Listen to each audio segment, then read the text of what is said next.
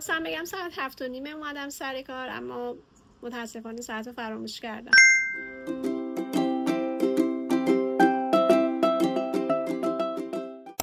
خب امروز میخوام با بچه ها در مورد فایر تراک صحبت کنم. برای همین یه سری فعالیت خیلی جذاب براشون آماده کردم. یکی از این فعالیت ها این هستش که با کمک بچه ها فایر تراک درست کنیم.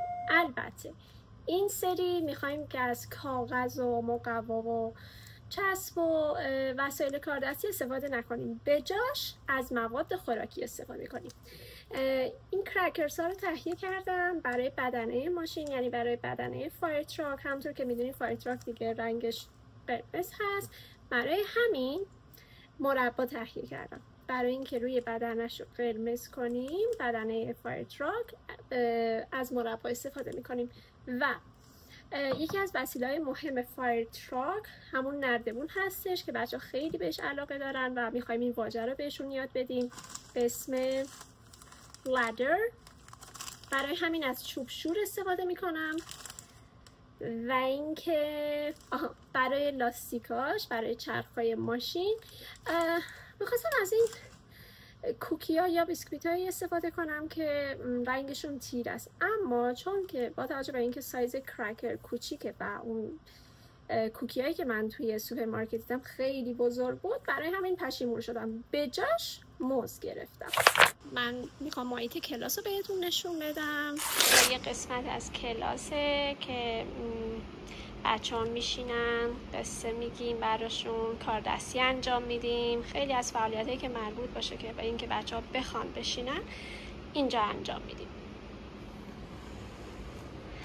و اینجا یه فضای دیگه است، میز و صندلی ها فرق میکنن. اینجا کتابخونه اینجا هستش. اینجا هم که میبینید موضوعی که گفتم برای کلاس گرفتم برای فعالیت بعدی و اینم از این.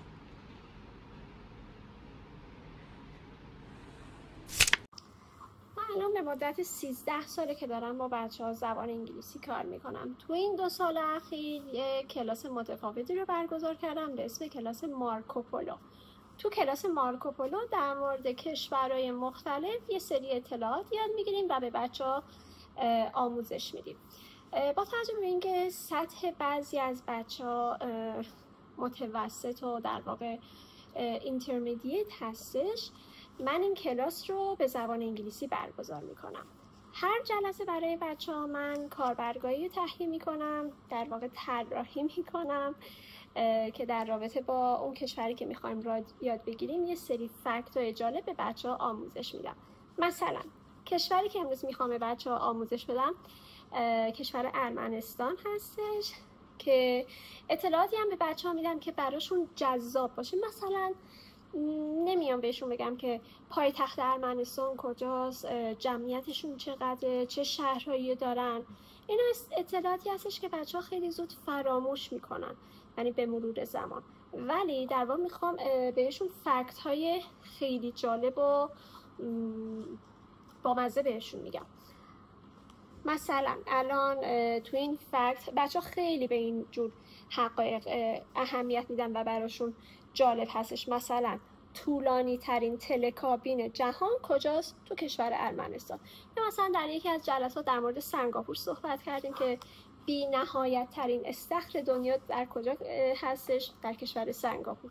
از این اطلاعات خیلی خوششون میاد. اینم از لبوبوی معروف. البته برای من نیست، برای یکی از بچه ها هستش. فکر کنم سیکرت باشه، درسته؟ نمیدونم. در این حد بچه ها خوش تیپن. این